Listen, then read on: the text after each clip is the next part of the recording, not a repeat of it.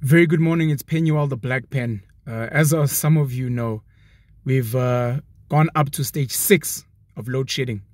Stage 6 load shedding basically means we need to shed 6,000 megawatts of power, or for normal people, we basically means we want to be in darkness for around 6 to 8 hours per day. Apparently, the power stations at Kusile and Kriel tripped, moving us from stage 5 load shedding to stage 6 load shedding, which we're under now. The president of the country, Cyril Ramaphosa, is currently or on his way to the United Kingdom for the funeral of Queen Elizabeth. He was in America to meet with the president, Joe Biden, there. I've said this before and I'll emphasize it again. There is a presidential state or estate called Brenterian Estate in Pretoria, which is part of a bigger estate called Mahlamba Mpofu. I think it's Mpofu, or yeah, Mpofu. Something along those lines. Brenterian Estate, where the official presidential residence is there. The Sifako Mahato guest house, presidential guest house, is there. And some of the official residences of cabinet ministers are there. They don't get load shed. I don't know what agreement they have with Eskom, but when the rest of us are in darkness, they're not in darkness. They are protected. So they don't really know what we complain about when we're complaining about load shedding. And as like I said, your president, Cyril Ramaphosa, is currently not in the country. Just a solution, of course, in the interim. If you can get solar panels, please do so. If you can move your gas from electric to gas, your stove from electric to gas, please do so. Please buy rechargeable lamps, which can light up your house, especially when it's dark, just for safety. Please get batteries if you can. Please get mobile chargers for your phones. If you can afford an inverter UPS system, please get that as well if you can. These are just some of the interim temporary solutions that you can get, just so that you're not stuck in darkness, just so that you're not finding yourself unsafe without electricity, not being able to cook, etc. The town of Orania is currently working on a long-term permanent solution to go completely off-grid from Eskom.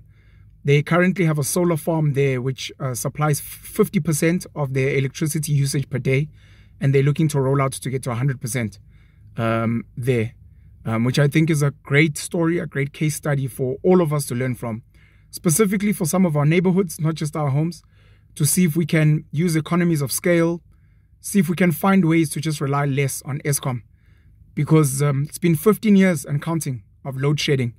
There was a time when Brian Molefe and Matsila Koko stopped load shedding, I think for 2 years. May have been 2016, 2017. I do not know the details, but I know they were doing a lot of maintenance at the time. And it may have come at a huge cost, because I know when they left, Eskom was about 400 billion rand in debt. I think Andre de Ruyter, the current CEO, who I think has been a horrible CEO and has made things worse at Eskom, he's managed to lower the debt from 400 billion to 350 billion. Some of the more longer term solutions we need to discuss when it comes to Eskom is, of course, not voting for the ANC, because it's clear that they've failed.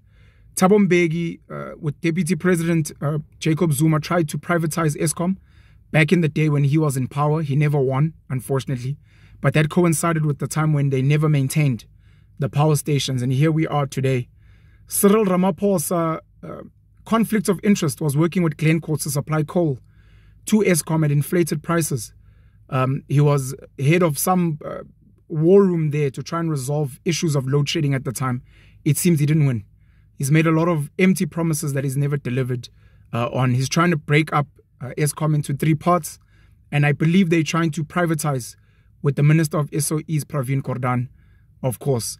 The sad thing is we're moving into independent power producers, IPPs, and Jeff Radebe, the brother-in-law of Cyril Ramaphosa, was responsible for handing out the licenses, of which I think 12 of the 25 licenses were given to companies that are linked to another brother-in-law of theirs, the billionaire Patrice Motsepe. So it just seems like a mess. Number one, make sure that the SOE, state-owned enterprise, is not functioning well while supplying coal at inflated prices, and then force it to privatize, but make sure that yourself and your family members and your business associates are eating in that deal. I would not be surprised if Cyril, Jeff, Patrice, and some of their business associates are involved in supplying diesel to Eskom, maybe supplying gas. If some of the companies they link to have a huge stake in the biggest companies that supply solar and other alternative energy means. Unfortunately, this is dark side of capitalism, and I would not be shocked if this came out in the slightest. And here we are, caught as sitting ducks, and we need to find our own solutions to this issue that we have currently, because I don't think things are going to change anytime soon. And the sooner we start learning from case studies like Orania, the sooner we move to alternative, the better. Another long-term solution is nuclear, which Jacob Zuma suggested, but they shut him down because they didn't trust him and they said he's corrupt and they say the people he works with are corrupt. All of a sudden, nuclear is becoming another discussion again. But the same people who said nuclear is a bad idea and it's going to cost over R1 trillion up front. Here we are. Now, Cyril Ramaphosa signed an $8.5 billion deal to move from coal to alternative energies. Yet the same people that funded him, the Americas and the Europes of this world, are still using coal, seemingly, and we're still exporting coal to them while we are being told that we need to move away from coal.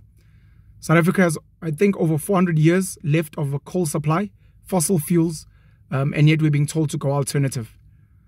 It seems like a mess, and of course we're stuck. We need to switch off non-payers, including corporate companies, big companies, including government departments. We saw this happening in Tshwane, for example. And of course, residents, whether they're poor or not. If you're not paying, you need to be switched off. People that are illegally connected need to be switched off. Obviously, the poor, where they can prove that they're poor, need to be subsidized. Of course, we need to go back to the core of what Eskom was, when Hendrik van der Bijl was running it, which was to supply electricity at cost to the people of South Africa for the benefit of stimulating the economy. We are losing so much money as an economy with load shedding, and yet it's going to be taxpayers that are expected to continue to bail out government and Eskom. With what money if money is not being made? When there's load shedding, of course, the cell phone networks, the Wi-Fi data networks also get affected. So communications get affected as well. But of course, we lose a lot in terms of refrigeration, in terms of not being able to make money. And if we're not making money, how are we going to be able to make tax or pay tax at least? So we've got deep problems as a country, and we need innovative solutions, even if those solutions are just for a home, for a community, for certain areas. We cannot rely on the ANC government anymore. We cannot rely on Pravin Gordhan. We cannot rely on Andre de Ruyter. We cannot potentially rely on IPPs, the Patrice Motsipes of this world. And obviously, there's a chance that alternative energy is going to be very expensive. Obviously, there's a chance that if we privatize energy, it's going to be very expensive and very exclusionary, especially for the poor. We are in trouble. We're in stage 6, load shedding currently. I don't know what's going to be happening. Cyril Ramaphosa is jet-setting around the world, rubbing shoulders and laughing with his colleagues. And we're left in this country with the deputy president as well, Titi Mabuza, who's disappeared.